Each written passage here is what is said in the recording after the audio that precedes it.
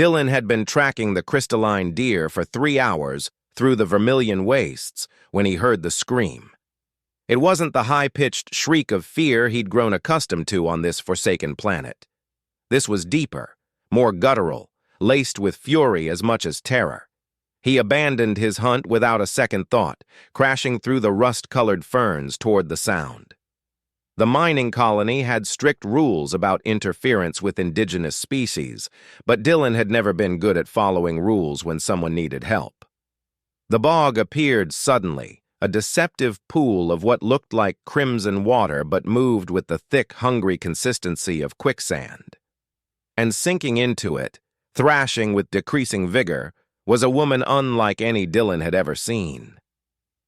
Her skin shimmered with iridescent scales that caught the light of the twin suns, shifting from deep emerald to sapphire blue. 2 elegant horns curved back from her temples, and her eyes, those vertical slitted eyes, locked on to his with an intensity that froze him mid-step. "Human," she hissed, the word somehow clear despite her alien vocal structure. "Help or leave. Do not. Watch me die." Dylan was already moving. He grabbed a length of cable from his pack, the reinforced kind they used for hauling ore carts, and secured one end around a nearby rock formation. The dragon woman, for what else could he call her, had sunk to her chest, her arms still free but weakening. "Grab on!" he shouted, tossing the cable. She caught it with reflexes that would have made a viper jealous. "Pull slowly," she commanded, and Dylan obeyed.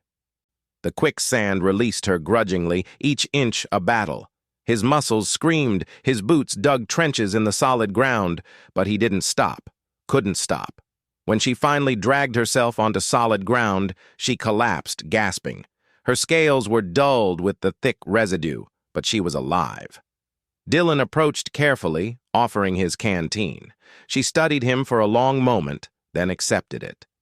After drinking deeply, she spoke. "You are Dylan, the human who lives alone at the Eastern Ridge. How did you—" "We watch. Always we watch." She rose to her feet with liquid grace, somehow regal despite being covered in muck. "I am Brooklyn of the Scaled Chorus.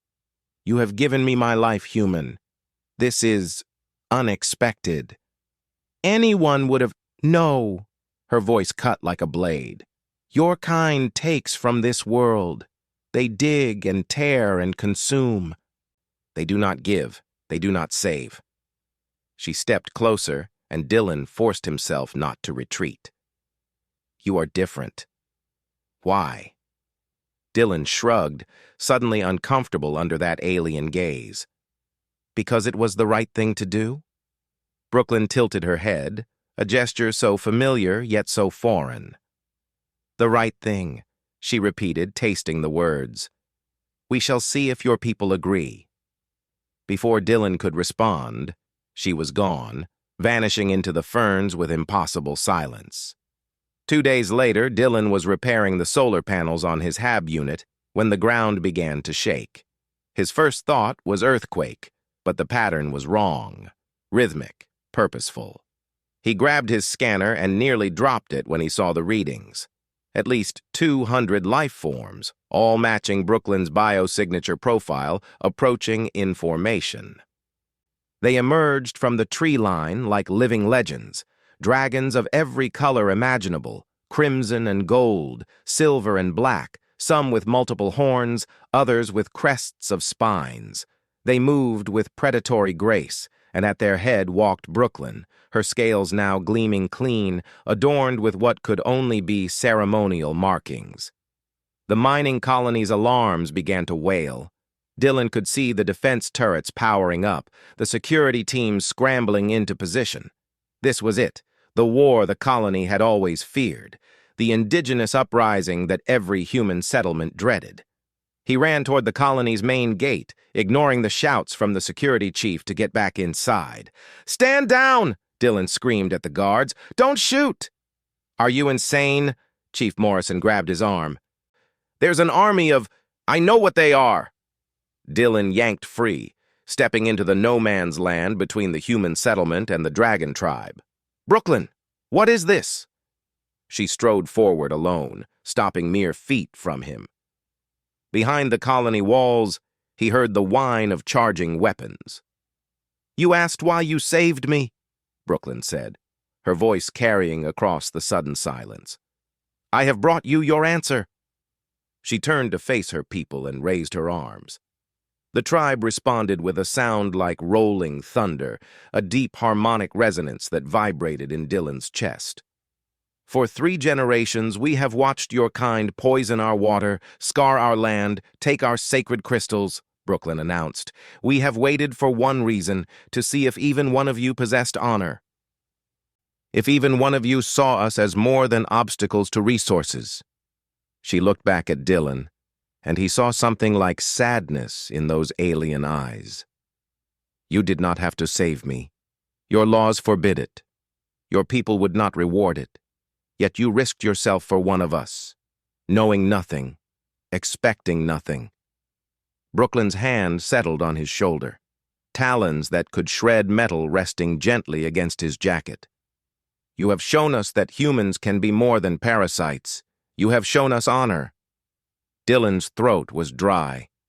"Brooklyn, We do not come for war," she declared, addressing both the tribe and the terrified colonists. "We come to offer covenant.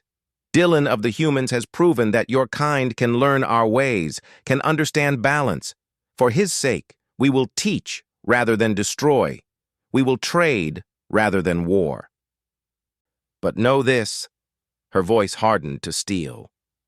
"The Quicksand claims all who take without giving. Dylan gave freely. Can the rest of you say the same?" The silence stretched. Then, slowly, Chief Morrison lowered his weapon. Others followed. Brooklyn's scales rippled with what might have been approval.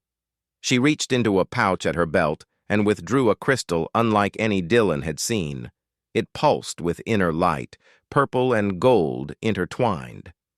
"This is a heartstone," she said, pressing it into his hands. "It marks you as kin by choice, honored among the scaled chorus. Where you walk in safety. What you speak, we hear as truth." Dylan stared at the impossible gift, then at the dragon woman who had turned a simple act of decency into a bridge between worlds. "I just didn't want to watch you die," he said quietly. Brooklyn's laugh was like wind chimes in a storm. "And that, Dylan of Earth, is why you will change everything." As the tribe began to disperse, small groups approaching the colony walls to begin tentative conversations with amazed humans, Dylan understood what he'd really pulled from that quicksand 2 days ago. Not just a life, a future.